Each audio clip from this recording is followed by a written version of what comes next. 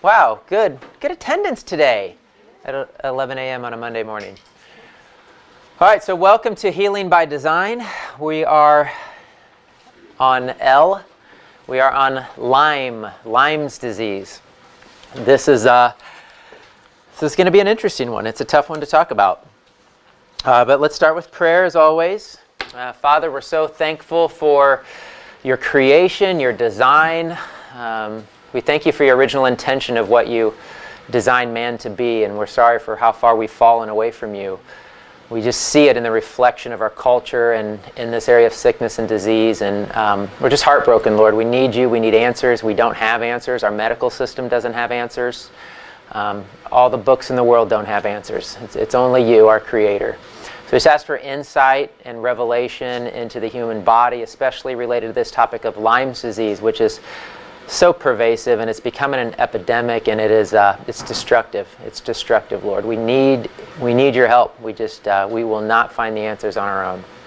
So we just pray for continued guidance and revelation in Jesus' name. Amen. All right. So Lyme disease. As always with these classes, I will make the general statement that this was not something intended for, designed by God. Especially when you get into the depths of looking at the roots of where Lyme came from and how it came about. I don't know if any of you have read a lot about it or have seen any stories about it. Does everybody here probably know somebody who has Lyme's disease? Does anybody not know anybody who has Lyme's disease? It's a big deal. I have a friend I went to school with whose whole family has it. Him and his wife and all of his children. Oh, wow. Devastating. Oh.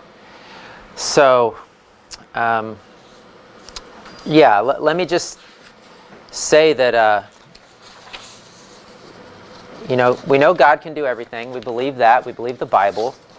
We know He can do anything. He can heal anything. But this Lyme's one's, it's a tough one to talk about because just there's so relatively few answers. It's so devastating to so many people's lives, and there's just not a lot of answers out there. So I'm just going to do my best to kind of go through the information to the best of my ability, of course.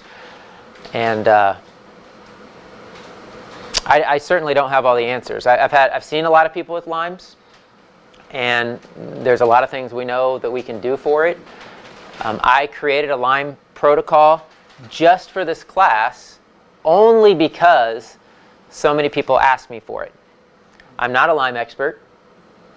I know quite a bit about it, but I certainly don't know all the ins and outs and the nuances and the different stages of it. And there's a lot of people that know a lot more about it than me. But the reason I developed a protocol for it is I do have some wisdom on how God designed the human body and what helps restore the body and the immune system, and that's the whole heart behind what I do.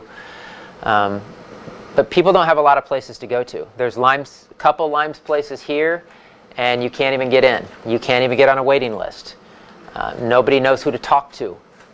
Mainstream medical doctors have no clue about this disease and what's going on with it. And you're shaking your head like nobody has no idea.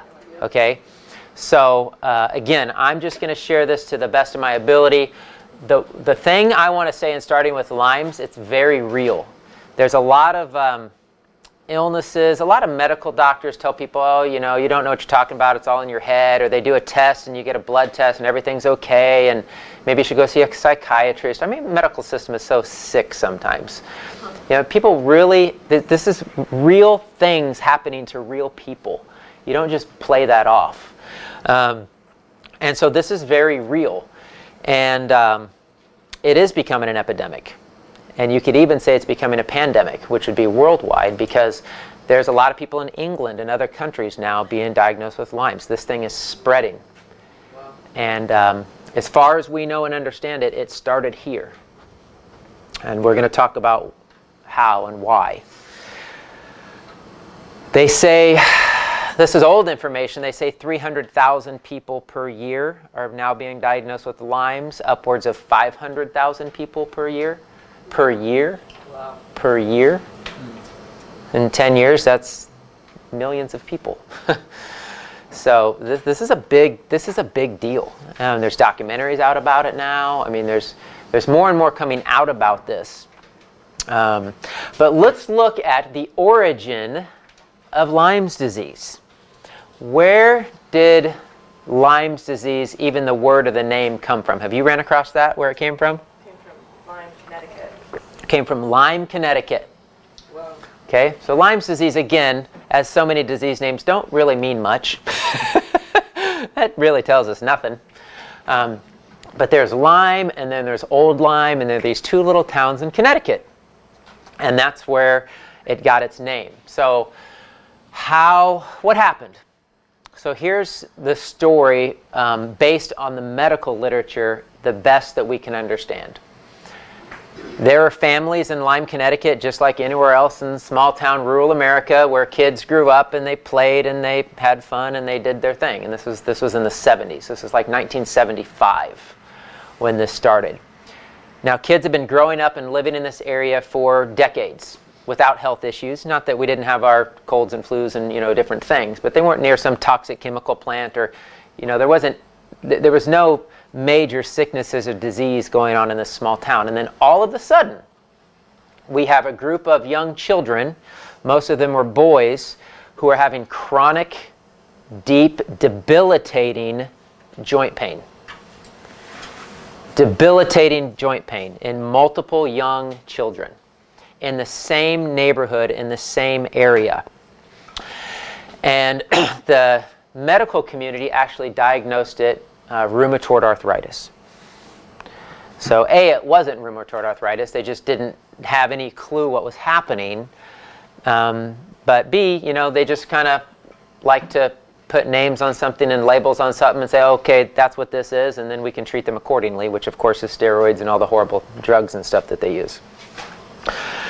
But it was just odd, and the parents obviously were trying to get answers, like what is going on with their children, because this is abnormal, especially for it to be such a large group of children in the same area, and it wasn't happening anywhere else. And nowhere else in the medical system does something like this happen, this deep chronic pain, unless there's a reason. And so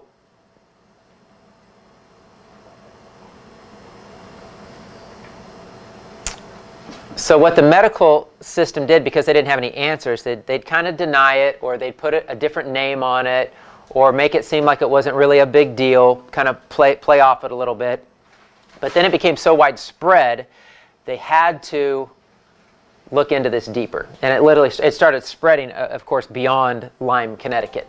But that's where it started. And then just like with autism and so many other diseases, they try to claim that it had always been around. We just didn't know how to properly diagnose it. We didn't have a name for it, which that's not true either, because there was never the symptoms that these children were experiencing in this quantity of children had never happened before. And so they couldn't really explain it away to, oh, well, it's just always been around. We just didn't know what it was.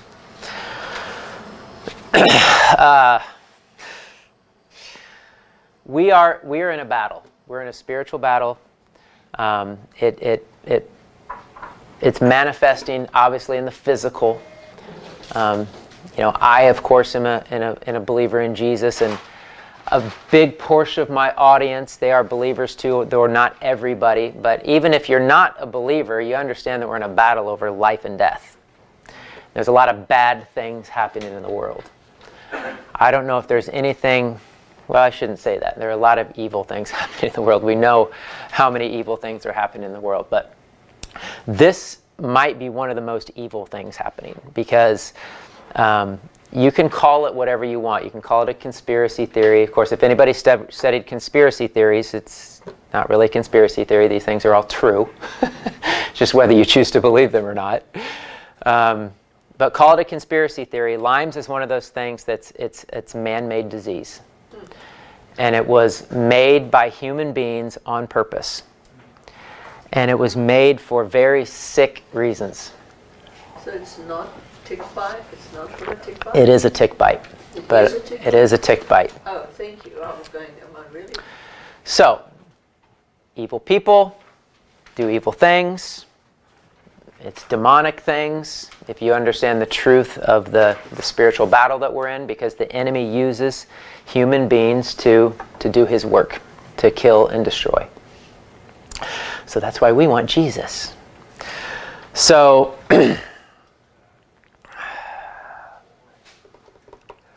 there's a place in New York. So have you studied this? Have you heard about this? Okay. There's a place in New York that's not in operation now, and it's called Plum Island. Has anybody heard of Plum Island? Okay. Plum Island is a bio-terrorism facility. And it came about in the early 1900s, mainly for, they put different names on it. It's all this big government secret cover-up thing. They said for a while it was to study major like infectious diseases and how to understand them so that we can better fight against them. At one time it was called a big veterinary facility where they were trying to figure out diseases related to animals. So they've put all these different names on it to kind of cover up what's really going on over there. But it's really a bio-terrorism facility. And so from the best of our understanding is what was happening over there is bioengineering. So think about genetically modified organisms. Think about how dangerous it is. We all know, gosh, let's not eat the genetically modified corn and soy, and there's a whole battle going over the labeling of genetically modified foods. And we don't want to put these things in our body because God didn't design it this way. These things are designed to be infertile, and why would we eat these things? So what's happening is this bioengineering where these people in laboratories, they're government people, and they're designed to study biology as a way of warfare. So why would you use biology as a way of warfare? Well, what is chemotherapy people take, when they have cancer? Poison. It's poison designed for warfare. It was never meant to be put inside a human being unless you're trying to harm them. And so what happened with this bioengineering facility, and a lot of it obviously was covered up. I mean, if we knew 0.5% of the wickedness of what human beings did, I mean, we would be shocked. But most of it's covered up. But a lot of it's leaked out because a lot of times people who are in these facilities or run these facilities, like they just can't take it anymore. They say something on their deathbed, or the moral conviction gets the best of them, and they call them whistleblowers or whatever you want to call it. But there is a guy who was the director of this facility who actually blew the whistle on a lot of the stuff that was going on there. But basically, they were trying to find ways to harm the enemy. So have you heard of the Cold War with Russia and kind of all that stuff that was going on? Well, there wasn't direct active warfare like guns killing people. And they try to pretend like it was supposed to be like a time of peace or whatever. But really what's going on is people are still creating weapons of warfare to try to destroy who we think is our enemy. And so they're trying to figure out what's the best way for us to spread infectious disease and to hurt people and to harm people. And so some of the stuff that came out said that they were developing some of these organisms to take over the cattle. So say you'd take this infectious organism and you'd what's the word? I can't think of the word. I was going to say impregnate, but that's certainly not the right word. What's the word? Infect, inject, whatever. Yes, thank you. Infect these animals with these bioengineered infectious organisms to completely destroy a cattle population or a sheep population. In other words, again, this is bioterrorism. This is warfare. This is things they were designing to attack our enemies with. Now, they might use the cover of saying it was for cattle and things like that, but I fully believe, and most people fully believe, it was intended to happen against human beings. To injure and harm large groups of human beings for warfare. So that's what was going on in this place in Plum Island. And this Plum Island place in New York is 10 miles from Lyme, Connecticut. It's also the exact same area that West Nile first broke out. Okay, so we AIDS, if you study AIDS, These are man-made diseases created and bioengineered by government secret people paid off lots of money to, sell those souls to the devil. What else do you say? But to destroy human life. And so that's what was happening there. And now it's boarded up. They don't use the facility anymore, whatever. Lab workers were buying. So this was I can't remember what this is. Okay. No, I do have some quotes here, and you can research this on your own, of course. So the lab workers, and when they were trying to figure out how to do these bioengineering and ways to spread this disease, what's the best way to spread disease? It's through biting insects, right? Everybody gets bitten by a mosquito. Everybody gets bitten by a tick at some point in their life, right? So that was their methodology of why they bioengineered these organisms and injected them into ticks and mosquitoes and other biting insects, because they knew it was the quickest way to spread disease, whether it was through an animal population or a human population. Now, of course, did they release some of this stuff on purpose? Was it an accident? What happened? Who knows? We do know that at that facility in Plum Island, if they ever saw a mammal on that island, they would shoot and kill it, because foot and mouth disease was so prevalent and so easy for people to pick up. That was one of the things that they were supposedly researching or studying at this facility. So they would kill any animal that they found on the facility grounds. But there were birds freely coming and going. Do we not think birds, what picks up ticks and mosquitoes? Birds, rice. That was a mix between rats and mice. That's rice. Rats, mice, right? And then eventually dogs, deer. You hear about Lyme disease being a deer tick. Okay, so it all started, I believe this, because this isn't just one place I read it. I mean, it's all over the internet if you research it. If you research Plum Island and Lyme's disease.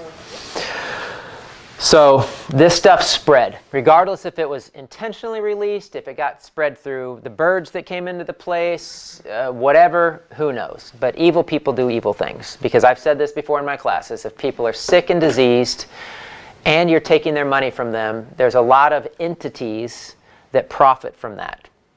And of course, the enemy wins all the way around, because that's his whole goal, is destroy human life. He hates human beings because we're created in the image of God, and he wasn't. So, so the ex-director of this place in Plum Island, his name's Jerry Callis. He said, Plum Island experimented with ticks. Some of the tests were open-air experiments where they were released into the environment.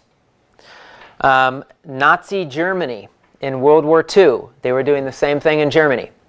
They were infecting mosquitoes and ticks with biological agents to be used for warfare. I mean, do you not think crazy, psychotic, some people think was the Antichrist Hitler, wasn't doing some of these crazy things?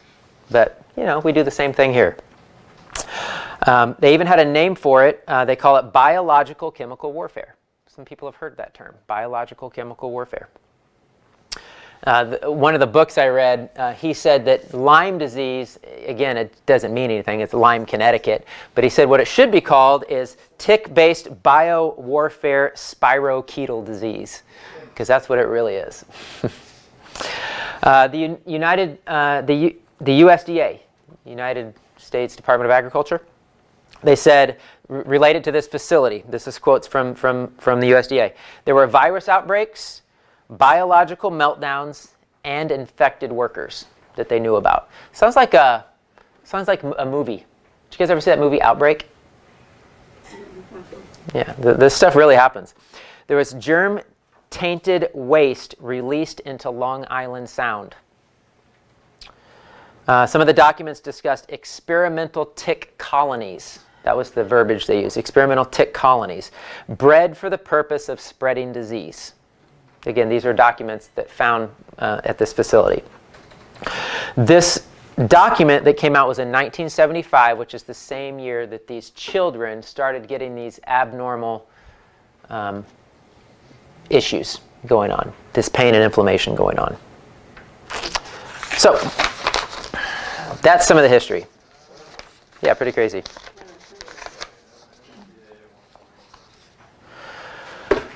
So the deer, it's just a carrier of ticks. So are rats, so are mice. Any heavily wooded areas, it's going to be more pervasive. That's why in Missouri it's growing. There's a lot of woods in Missouri. A lot of woods in the Northeast. Lyme disease in other nations? Lyme disease is in other nations because it can be spread. It can be spread through sexually transmitted contact. It can be spread through blood. That's how whole families get it. So obviously if somebody infected goes over to England or any other country, you infect one or two other people and you can just spread from there. Or, people can get ticks on their clothing or who knows, So, but it Person to person? either through blood or through sexually transmitted. Do you have research on that? Huh? Do you have research? I've read it in a few books. You could, I don't have any specific documents. I'll just look it up. Yeah. Now, whether sexually transmitted means if there happens to be some blood released, and it's through the blood, I don't know that for sure. But again, I do know, I have a friend who his wife, and 8 children have Lyme's disease. That doesn't just happen because you got bit by a tick. No. There's other ways that people are getting this. So, all right, so the symptoms. The obvious one is the bullseye rash.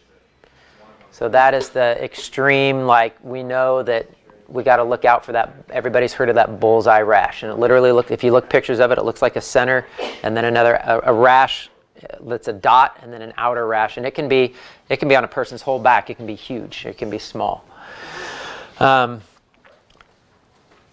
It's very commonly misdiagnosed because it has very similar symptoms of rheumatoid arthritis and other autoimmune conditions. So people are often misdiagnosed. The testing is very inaccurate. They say 50-50 at best, even Western blot and some of the blood tests. So a lot of people have Lyme's and they don't know it. They've been tested. They're told they don't have it, but they really have it. Okay, and maybe they're diagnosed with rheumatoid arthritis or something else going on. The spirochete, this organism, doesn't live in the blood. Yeah, they say that it... So blood tests aren't the most accurate for Lyme's. Then there are people who think they have Lyme's, but maybe they don't. Maybe they have rheumatoid arthritis or other issues. So, it's a tricky, confusing thing. What's interesting about it is in one of the books I read, I don't have it with me, but it was called The Lyme Disease Cure by Dr. Cass Ingraham. I actually know him. He works a lot with a company called North American Herb and Spice, but he actually got Lyme disease from a tick bite, and he talks about how he beat it. It's called The Lyme Disease Cure. But he talks about what happened in these kids in 1975, it usually manifests the same way. I'd be curious to see if you would tell me the same, but he said it usually manifests as severe, debilitating, arthritic pain and swelling in one major joint. So usually like a knee, an elbow, a shoulder, like major incapacitating pain in one major joint is usually how it starts, and then it spreads from there. And that's pretty common a lot of times with bacterial infections, is to feel extreme pain in the joints. The Lyme, it's an organism called a spirochete, and I'll talk a little bit more about that in a minute, just about how nasty and pervasive this thing is. But the reason it's so challenging with Lyme is because it attacks every part of the body, and it has an affinity for the nervous system and the joints, the structures of the body. So bones, joints, ligaments. So it gets deeply into the joints and the nervous system, the heart, the brain. It can literally invade any part of the human body. So some of the symptoms, and this is just right off a website: fever, chills, headaches. How does the body fight infectious organisms with fever? Fever's good. So fevers, chills, headache, fatigue, muscle and joint pain, obviously. Swollen lymph nodes, because your lymph's trying to fight this thing too. The bullseye rash. Severe headaches, stiffness, facial palsy, so like Bell's palsy, they're a lot of times now linking to Lyme's disease sometimes, when people have partial paralysis of the face, because it so attacks the nervous system. Intermittent pain in the tendons, muscles, joints, and bones. Heart palpitations and irregular heartbeat. Inflammation in the brain and the spinal cord. Nerve pain, shooting pain, numbness, tingling in the hands and feet. So what is it? Because again, Lyme is just the name of a town. So what is it? Well, again, it's a bio-terrorism. It's this genetically, who knows how they designed this organism that was released upon mankind.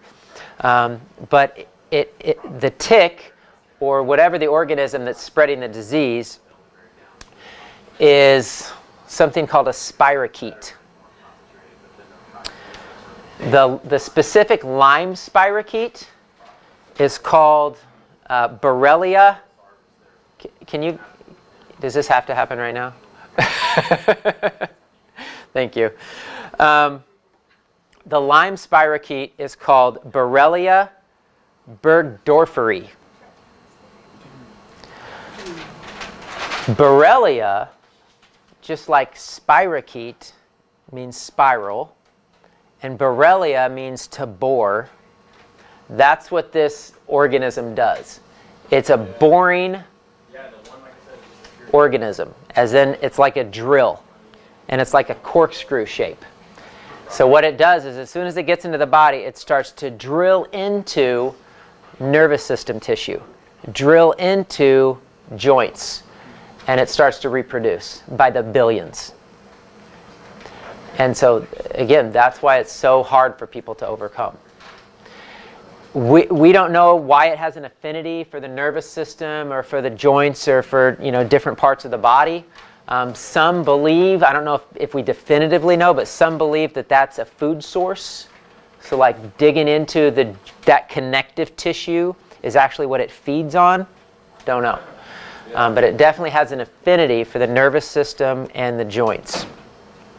And so it bores like a corkscrew deep into different parts of the body and literally just, again, starts to reproduce, because it's a living organism that can reproduce. So Borrelia burgdorferi, the burgdorferi is just named after a man in 1981 who discovered that organism on a deer tick. So it's just the name of a man. There's also co-infections that often come with Lyme's. You always hear that terminology, the co-infections that come with Lyme's. There's other pathogenic organisms that these diseased ticks carry. Different bacteria, protozoans, mycoplasma, if you've heard that term, viruses. Rickettsia is another one. So there's various forms of co-infections that often come along with Lyme's. So pathology. And so anybody who's into the medical system or a doctor, or, my wife's a physical therapist, you like to understand pathology and how things work in the human body. So first, understanding it's an invasive organism. It's invasive. It reproduces and it invades the entire body, because its goal is to reproduce and to live like any living organism. Has deep burrowing capabilities, specifically into the bones, brain, spinal cord, and it's hard to eradicate for those purposes. Constant pain and inflammation. It can morph. In other words, it can change and it can become resistant to antibiotics, just like any living organism can. We know, we've talked many times about antibiotics and how it can be a great thing if used once at the right time in the short term, and it can be completely destructive to the human body if not used appropriately. And that's often what happens with antibiotics, is we use it excessively, and a lot of times we use the wrong ones, and doctors are just guessing. So you really want to go to somebody who's an expert, especially if you're dealing with Lyme's, because antibiotics have helped a lot of people with Lyme's. And it's also hurt a lot of people with Lyme's too. So that's why it's tricky. But it can morph. It's an organism that, if it's attacked, it can hide, it can change, it can lie dormant. So this is why, like, you can do antibiotics and go, oh, I cured my Lyme's, but you don't change your lifestyle, and you're stressed out and you're eating processed foods, and all of a sudden all the symptoms come back again. So you don't ever want to assume that you've like totally eradicated this thing. You really want to change your lifestyle to fit, not allowing this thing to thrive in your body. So it can lie dormant when attacked. It's a corkscrew pathogen. And that's ultimately what it does. It continues to get into tissues, deeper into tissues, reproduce, and then it debilitates the person. I mean, I know people have Lyme's that are literally bedridden, completely debilitated. I knew a guy one time who was a rep for one of the product lines that I carry, and he had Lyme's, and he's had it for years. And if he took his supplements and he ate the right diet, he had 0 symptoms of Lyme's. He had a normal, life. But if he ever came off of that, if he ever came off his diet, if he ever didn't, take his supplements, the pain and the inflammation, the symptoms would come back. So antibiotics. Let's talk about that. What's one of the biggest questions with people with Lyme's? Do I do antibiotics or not? Yes or no on the antibiotic thing? Well, I'm not going to give you a definitive answer because, like I said, I'm not an expert. I don't know. I have done consultations with people who had Lyme's, at least were told they had Lyme's, did a round of antibiotics, and they were great ever since. I met a gal one time who got Lyme's, started on antibiotics, ended up doing IV antibiotics for a year. She can't even leave her house.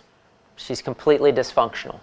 If she leaves her house, she'll pick up any cold, flu, any bacteria that happens to be in her path, and it could kill her.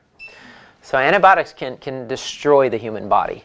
And so I can't tell anybody definitively whether you should go the antibiotic route or not. My understanding of it is that if you catch it early, right away, do the right antibiotics before this thing gets real pervasive in your body, you can knock it out or back significantly. So again, that's really up to each person's individual choice.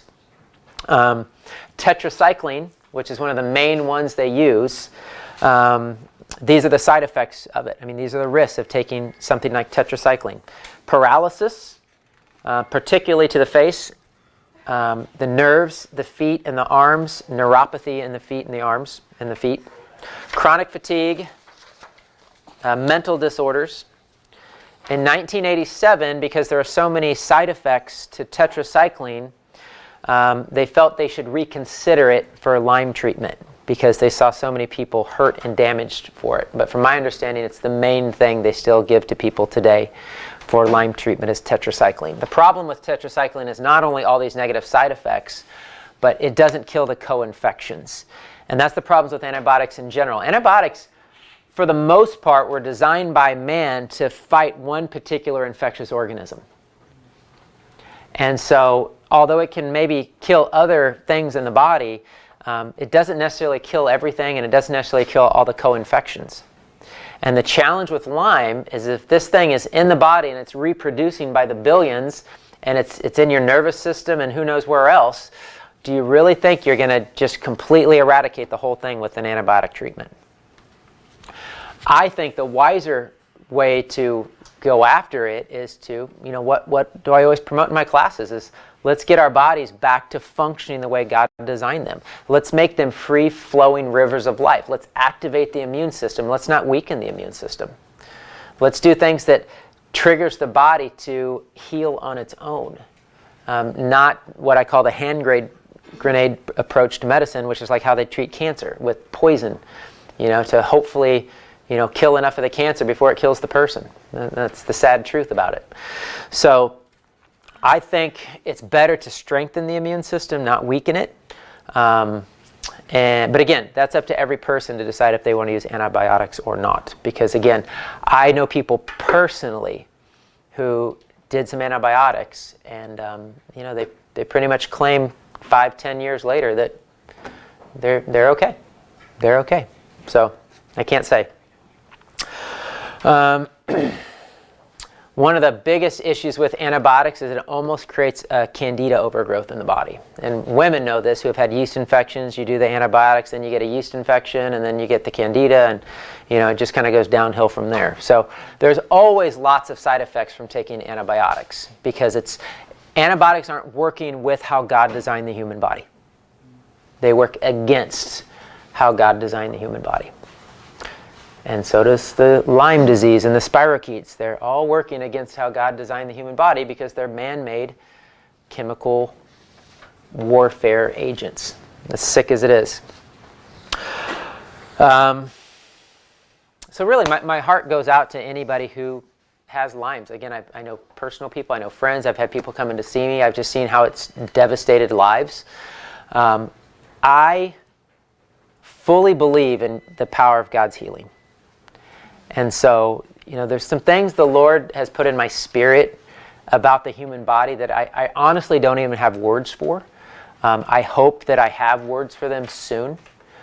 As a Christian, I can guarantee you there's tens of thousands of people with cancer and Lyme disease who are praying for God to break in and heal them miraculously. And there are people who get healings, and there's people who never get healings. I don't understand the ways of God and how everything works.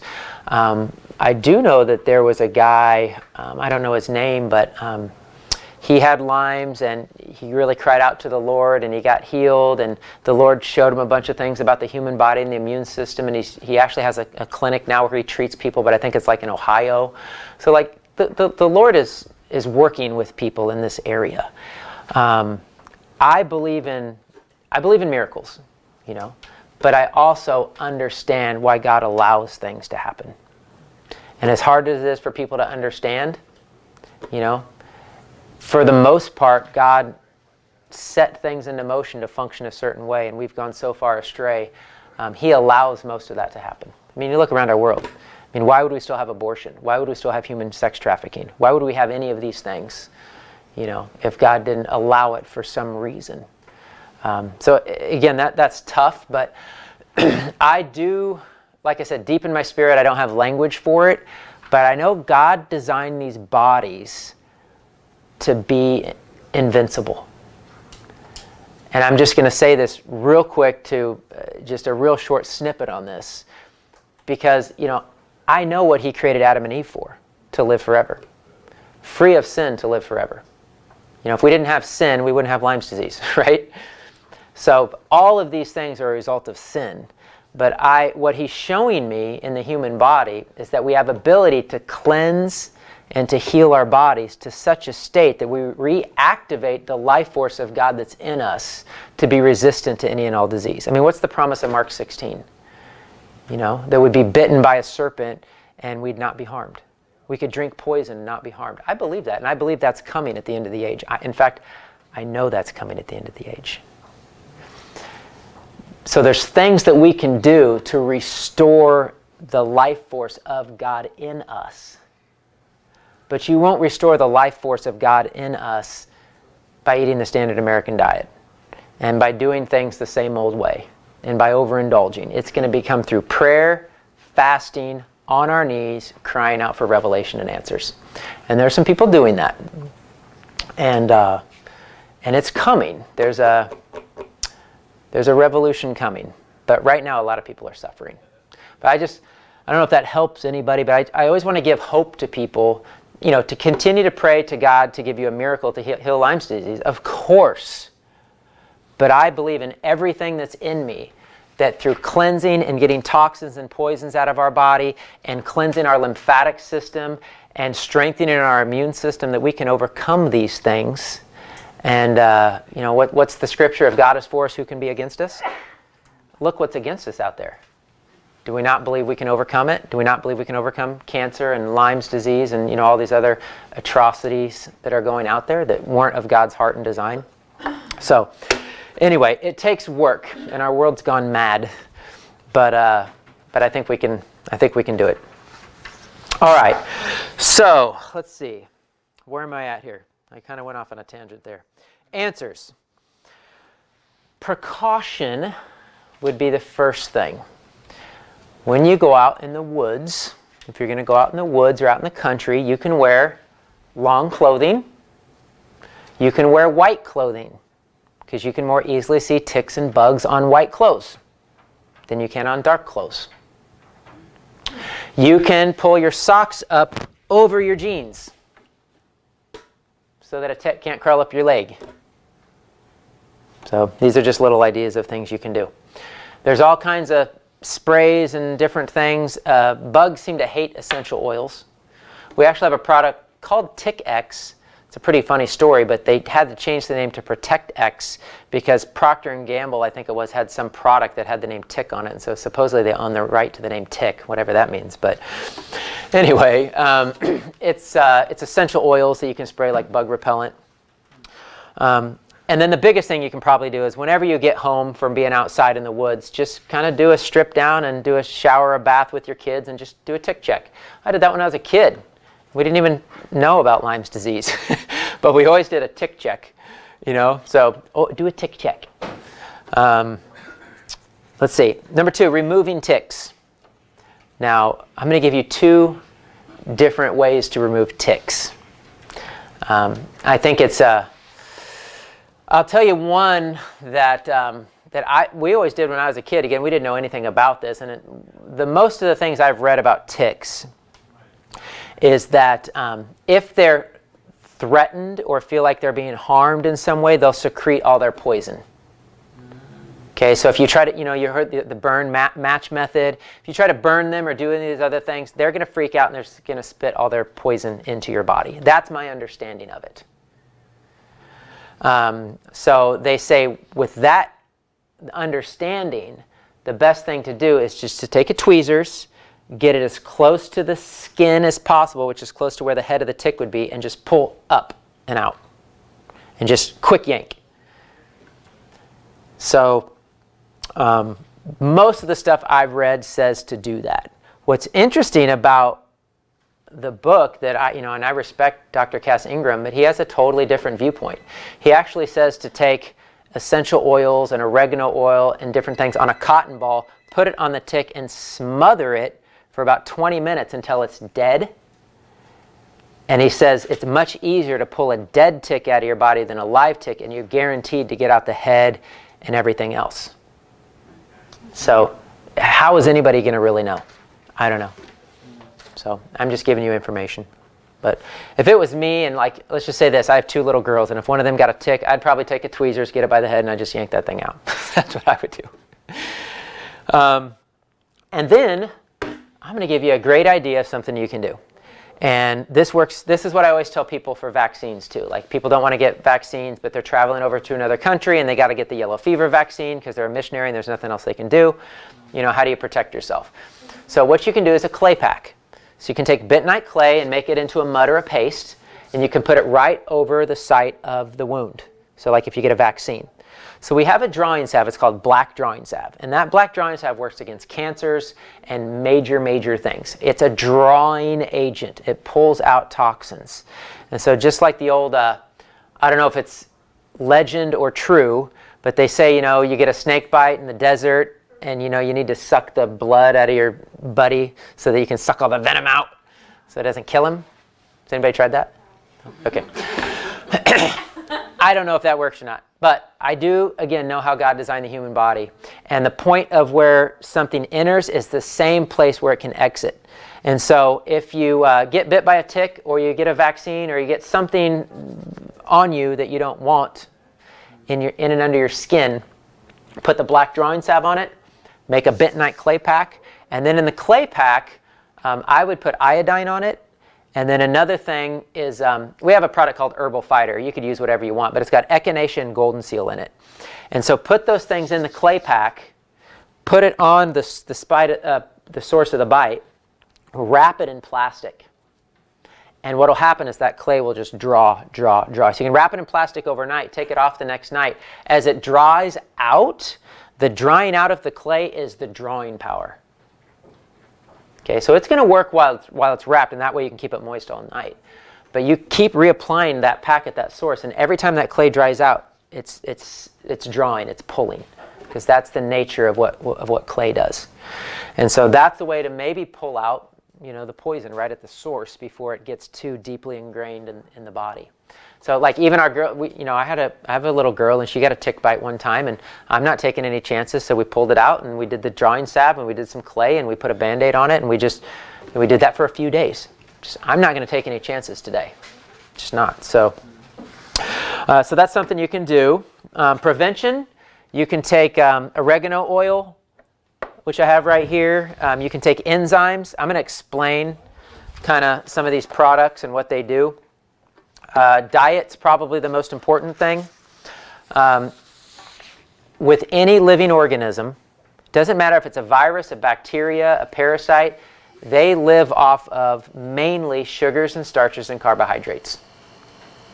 And so you want to do a sugar-free diet. It's that simple. It's hard for people because we grew up eating tons of sugar. But you really want to do a sugar-free diet. And that includes starches, and that includes grains, and that includes fruit.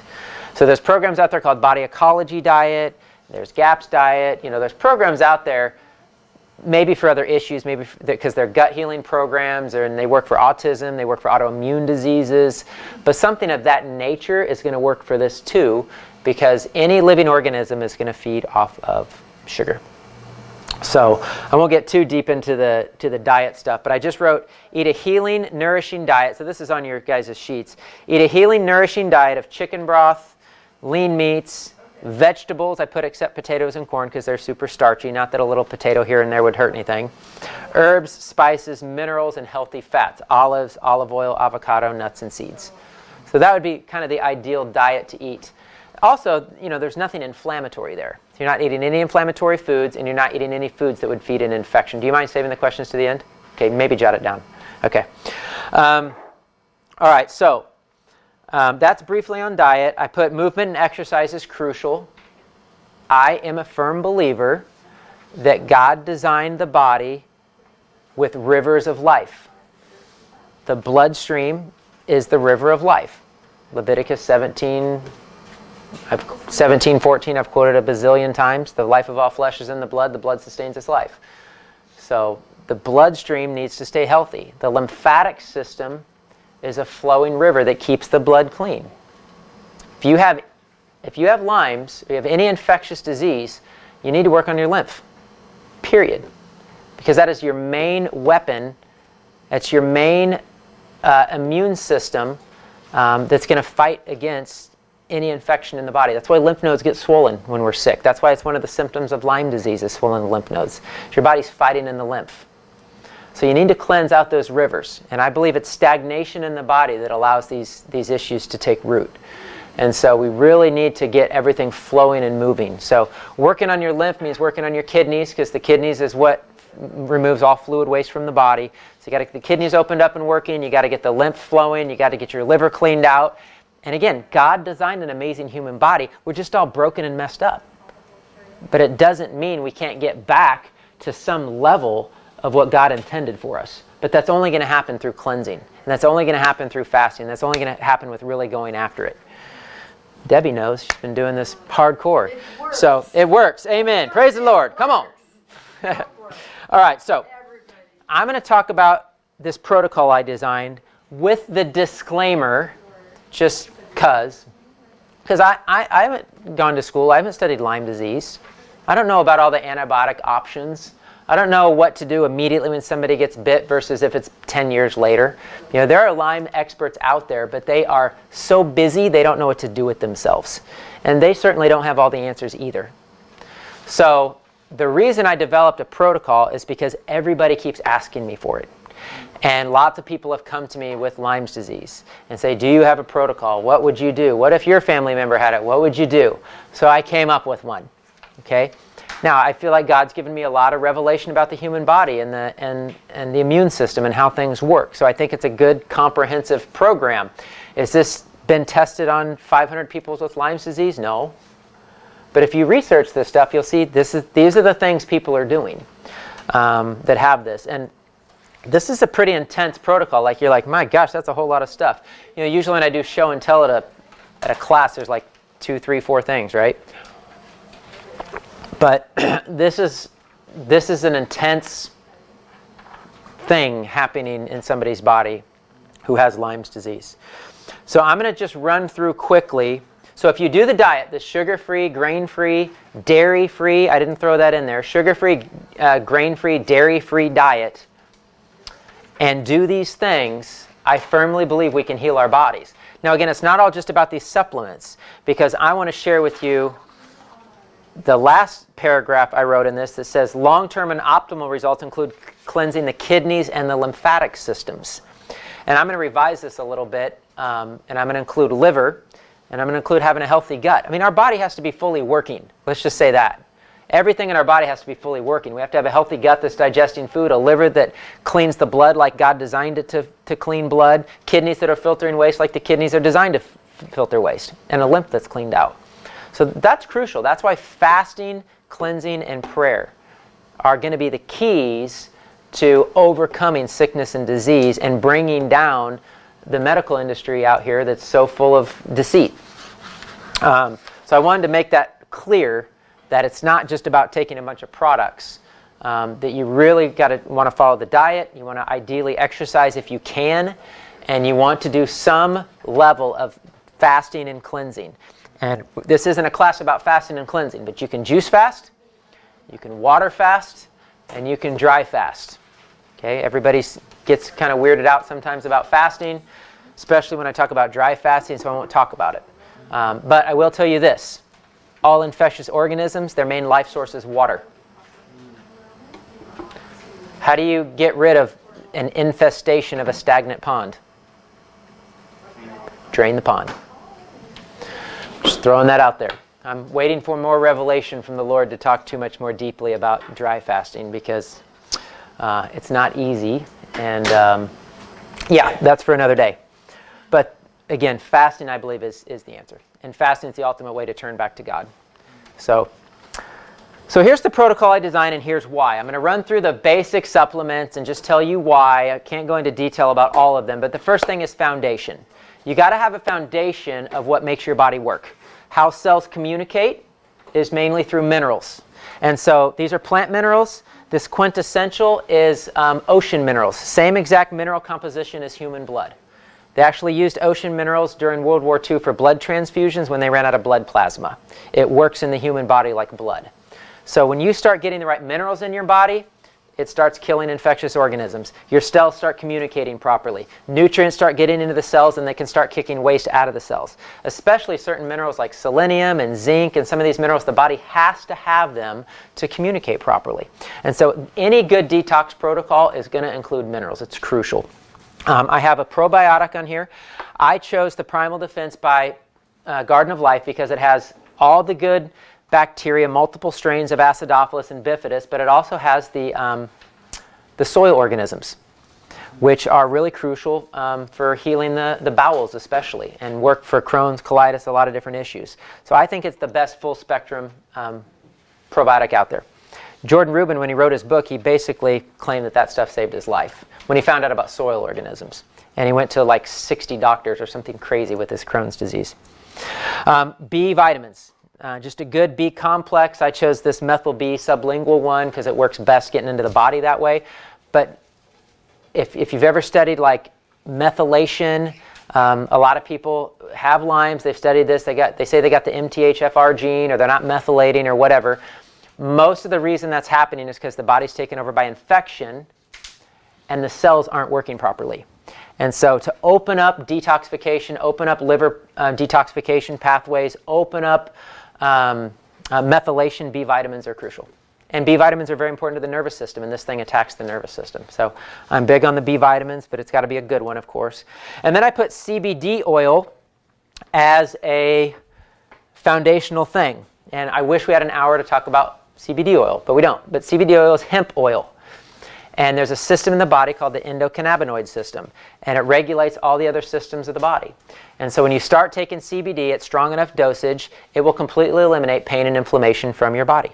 And that'll work for every single human being, no matter what your pain or inflammation is. That's why it's such a big deal right now. That's why the FDA is trying to market this and try to pretend like this stuff is a drug, because it's healing so many people.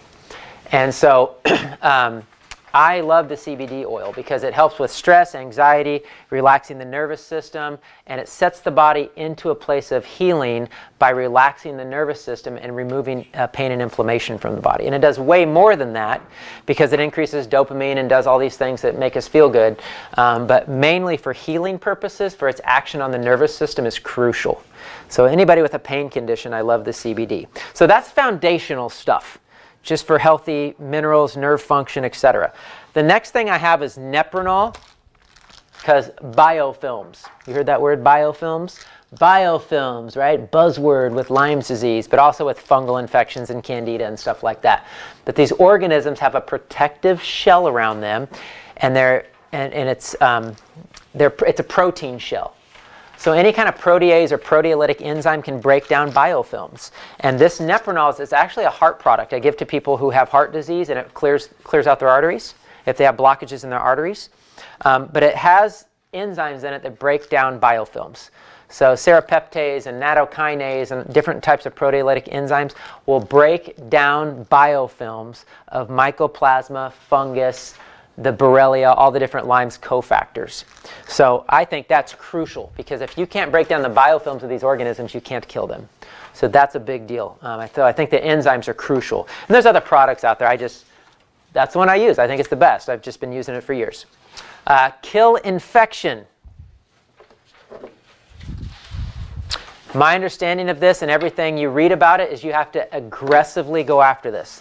This is why people are so like, oh my gosh, do I do the antibiotics or not? Or like, I know they're not great, but it could save my life. And like, there's such this pressure to do the antibiotics. Did you go through that pressure?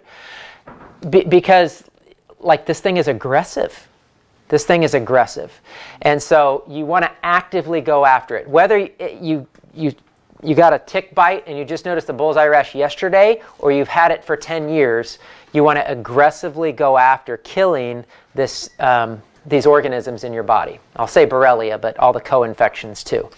And so oregano, liquid oregano, it's a full spectrum germicide. What does a germicide mean? It kills all germs. So whether it's a fungus or a bacteria or a mold or a spirochete or any of the co-infections or whatever, it's a germicide. So it's going to work in a wider range than an antibiotic does because the antibiotic's limited to what it's designed to kill. And so he recommends in his book 10 drops 3 times a day. That's just like a mild dose. Now for people who have a cold or a flu, I tell them to do 4 or 5 drops 3, 4 times a day. It'll knock out a cold or a flu, and everybody's like, oh my gosh, that stuff's amazing. It really works. Like the next day it was gone. This stuff kills infectious organisms. I would only recommend North American Urban Spice because there's 40 plus varieties of oregano. When you go buy oregano at the store to use at home in baking, it's probably not even oregano. Okay, they use all kinds of weird stuff out there.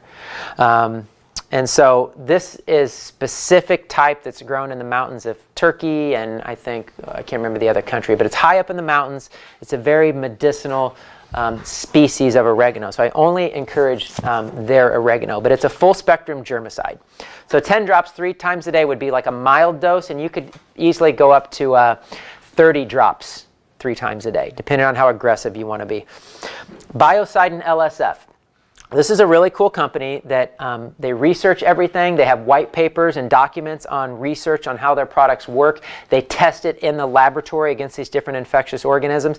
This is designed for Lyme's disease, specifically. They don't say that. I don't know if they can say that. But it's Biocidin LSF, because there's a plain biocidin that I give to people just because they have strep or mono or some nasty cold or whatever.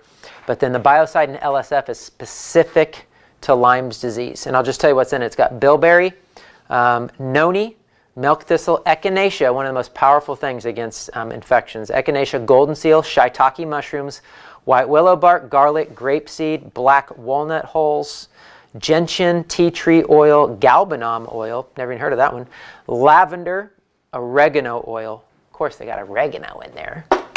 So just awesome, awesome product. There's a sheet that comes with this. Literally, they recommend people take one spray in water and drink it slowly because of the Herxheimer reaction. It's another buzzword you probably hear about with Lyme's all the time, Herxheimer reaction. The the healing response that can happen that can be quite dramatic, which can be joint pains and fevers and cold flu symptoms and headaches and all that stuff as the body's killing off the infection, or you're taking something to kill the infection out of the body. So you want to go cautiously and improve slowly with this stuff. Olive-Rex is an olive leaf compound. So olive leaf is another thing that's known to be a full spectrum germicide. It kills all infectious organisms. Obviously very biblical, talking about the leaves of the trees would be medicine. So the olive tree definitely has special significance, and this is a blend of different herbs besides just the olive leaf, but mainly I use this because of the olive leaf. So it's really just those three things to actually go after killing the infection and the co-infection. And then we have boosting the immune system, because we got to have a strong immune system. So I got some things here. I got colostrum. Okay, contains all of, basically, I don't know how many, a ton of all the same immune components that our own body has. Okay, so this is colostrum, just like the first milk from a mom's breast milk gives the baby colostrum, which is basically that child's entire immune system. This is from cattle, but it's the first milking, and it has all those same immune system components in there. And so this is awesome for kids, babies who can't breastfeed. I mean, there's a lot of uses for this, but it is very good for the immune system. And this, talk about something that's been studied like crazy. I mean, they have studied tons of people who had really weak immune systems and what happens to their immune system after taking colostrum. I mean, this stuff definitely works. Then I got some of your basic stuff. You want a good vitamin C, we know is important for the immune system. A vitamin D. This one's 5,000 IUs by Garden of Life, but I have a 10,000 IU one by Harmonic Enterprises, and it's like $10, $11 for a 2-month supply. 10,000 IUs, why not? Everybody's heard about vitamin D and how crucial it is for the immune system. Turmeric. It's a concentrated CO extract of turmeric. We've all heard about the benefits of turmeric: anti-cancer, anti-tumor, anti-inflammatory, great for the liver. So this is the same company, North American Herb and Spice. It not only has the turmeric in it, but it also has oregano oil and ginger. So this is really good stuff. I use this in some of the cleanses that we do. What is it specifically for? The Turmeric, anti-inflammatory.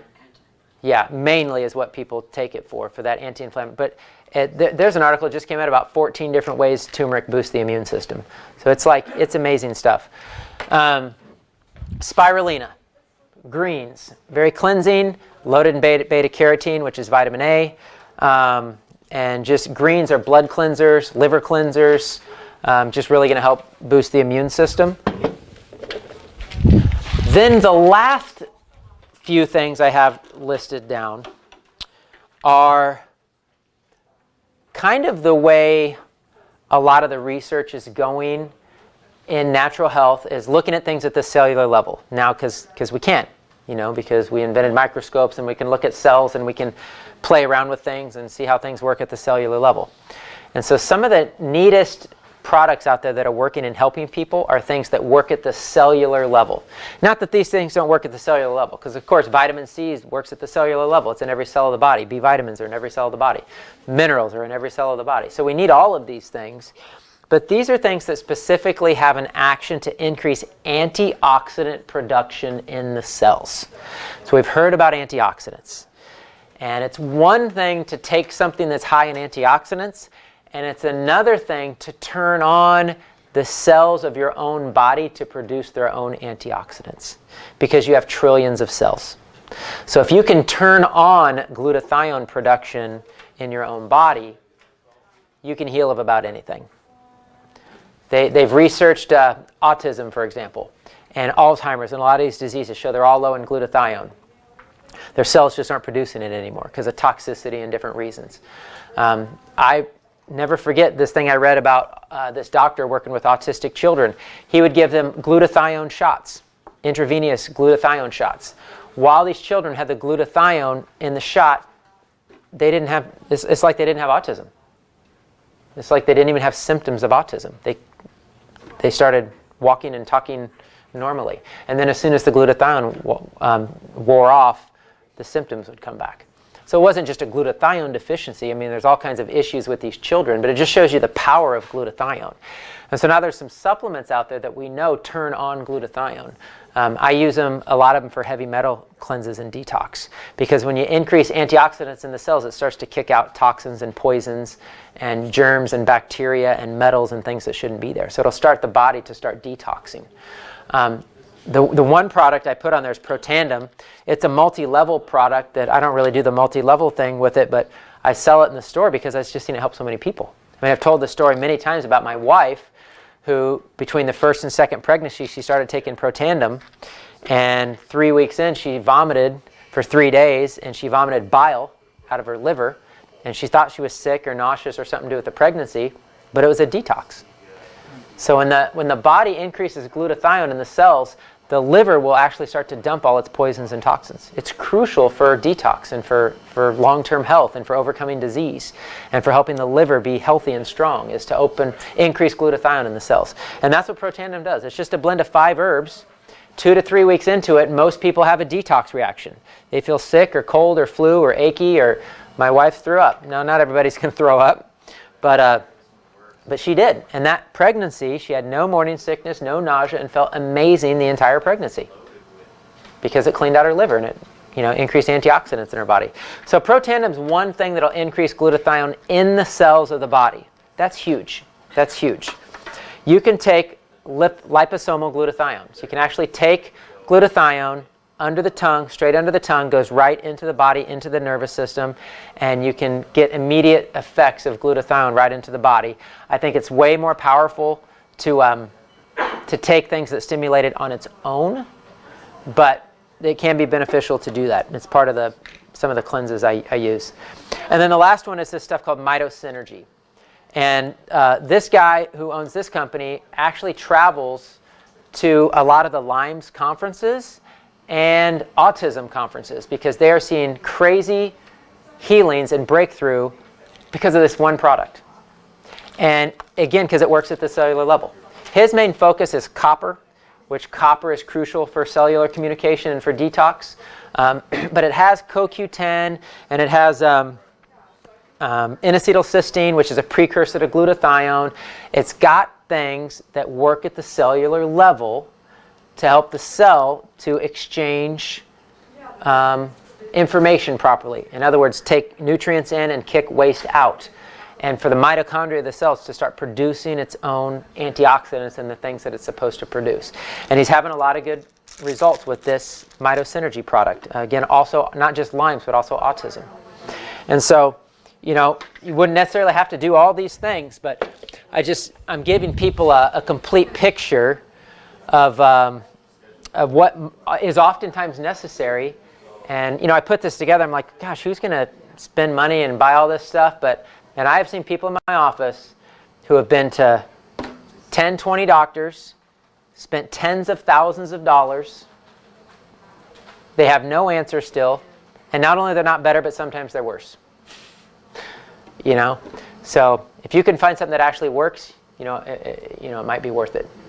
And I guarantee you, if for some reason, I would never want it to happen, but if somebody I knew or my family member or something, got a bullseye rash, I would be on this stuff. I don't know if I do the antibiotics. I struggle with that. But I would definitely do what I know to do to heal the body, the way God designed it to work. So those are some of the products, and that's Lyme disease. Again, this is a war. It's happening in the spirit, but people are being used to do evil things.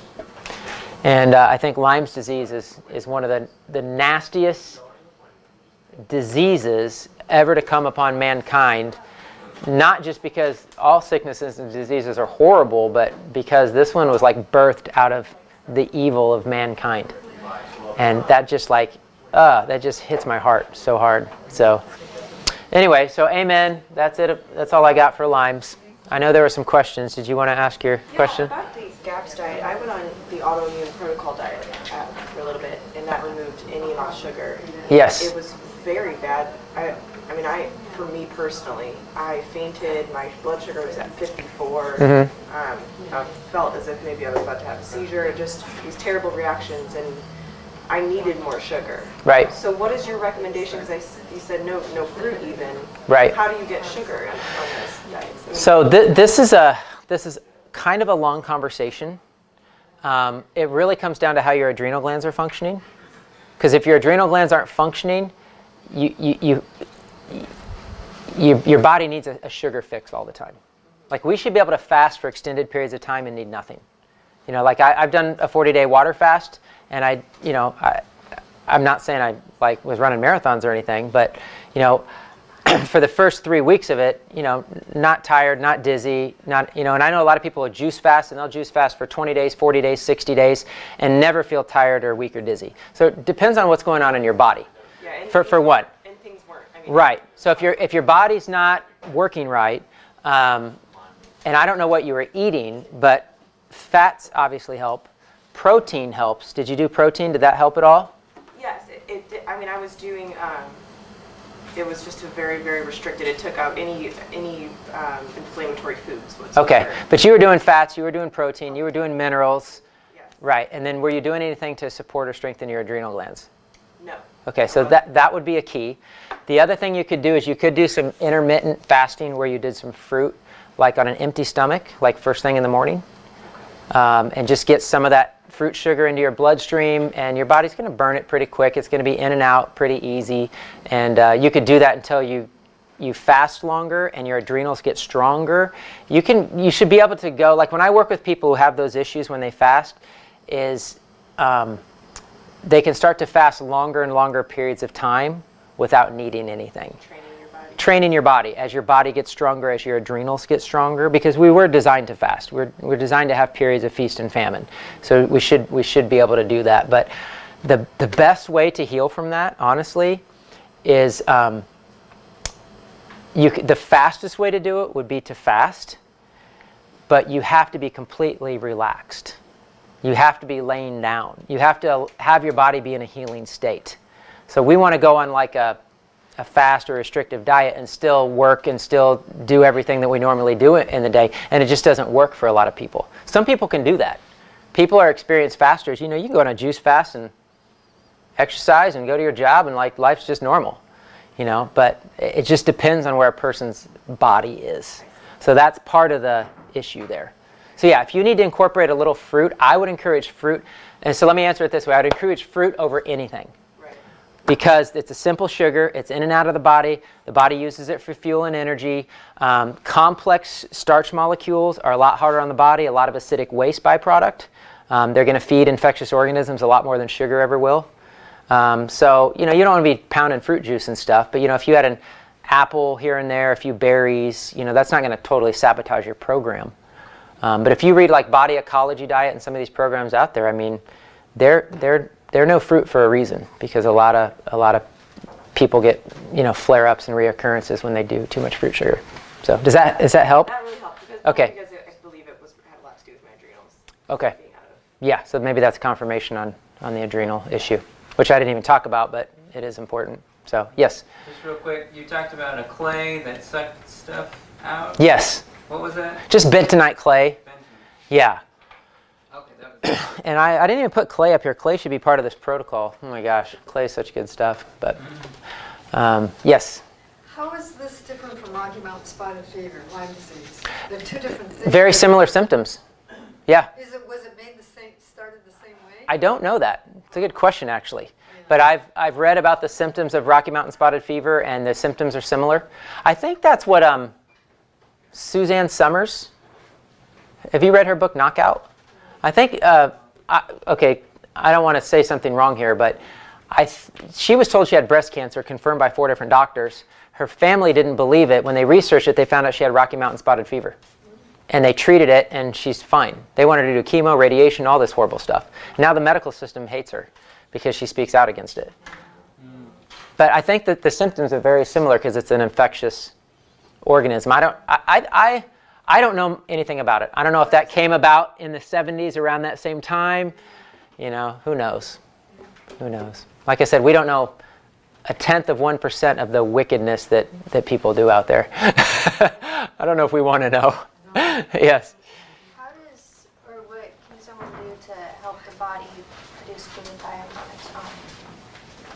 It would, you mean like food-wise or? I mean, well, you suggested the pump thing, like that'll have like more immediate effects. The Protandem. Or the. Okay, maybe I'm getting confused of what Okay. you said with which product, but so would one of those then help the body to naturally produce? Yes, Okay. that's what Protandem does. Oh, okay. It actually stimulates the mitochondria in the cells to produce glutathione and other antioxidants. And so is that something when you stop taking it, will your body then continue like? It might. It depends on how well your cells are working. It depends on if you've cleansed. It depends on how healthy your body is. You're only as healthy as your cells are, and your cells are only as healthy as the fluid in which they're bathed in. That's why everybody's so sick.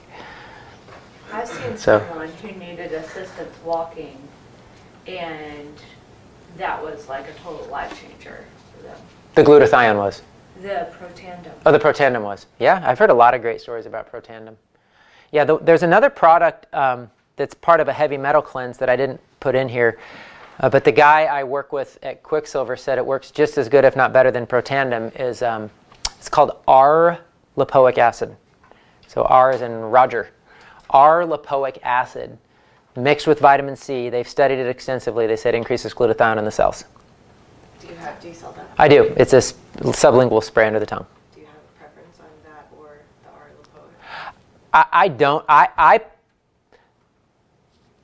don't have a preference. I use and recommend Protandem because I've seen it work for so many people, including my wife. You know what I mean? Whereas this product, like they say it works just as good or better, and they've used it on thousands of people, but I haven't. So What's the price? I know that Protandem works. I don't know. I mean, Protandem's not cheap. It's like $60 a bottle or something. But I think that stuff's similar. I think it's 50 or 40. I don't remember exactly. But you know, you could do both. But Can you take glutathione and also? oh, absolutely, and you should. Yeah, and you should. Yep. And as part of the heavy metal detox protocols, they have people take the R-lipoic acid with vitamin C and the glutathione both. Yep. So